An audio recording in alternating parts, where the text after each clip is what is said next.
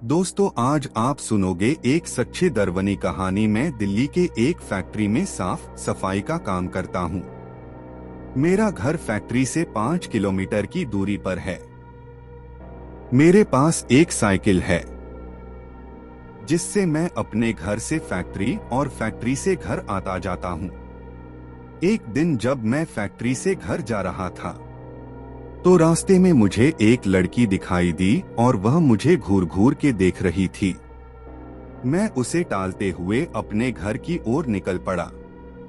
दूसरे दिन फिर वही लड़की मुझे उसी जगह पर दिखाई दी और वह मुझे फिर से घूरने लगी। फिर भी मैंने उसकी तरफ पलट के नहीं देखा और अपने घर की ओर निकल पड़ा।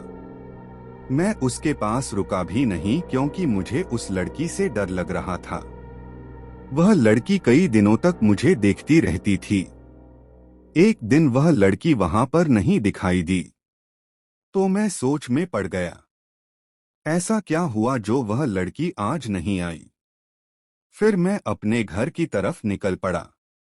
एक हफ्ते बाद मेरे घर पर एक चिट्ठी आई और मुझे पता चल गया था कि यह चिट्ठी उसकी ही है। उसमें उसका नाम प्रीति लिखा हुआ था और उसमें से एक फोटो निकली थी जो कि उसी लड़की की थी।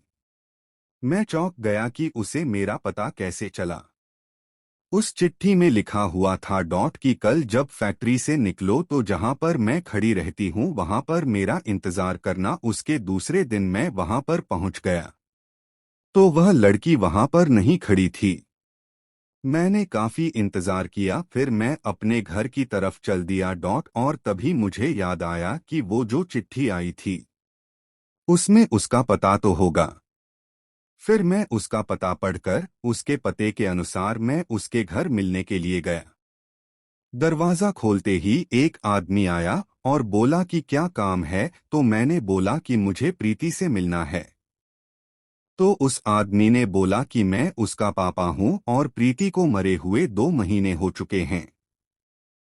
मेरे हाथ पांव कांपने लगे। मैं सोच में पड़ गया कि वह लड़की जो मुझे रास्ते में मिली थी और जिसने मुझे चिट्ठी भेजी थी वह कौन होगी। मुझे लगा कि वह उसकी आत्मा होगी। तभी प्रीति के पापा ने मुझे दिखाया कि देख लो, उसकी तस्वीर पर माला पड़ा हुआ था। तभी मैं भागकर अपने घर पहुंचा। फिर मैंने उस चिट्ठी को जला दिया। और उस दिन के बाद से मैंने कभी भी अनजान लोगों से मिलना और बात करना बंद कर दिया।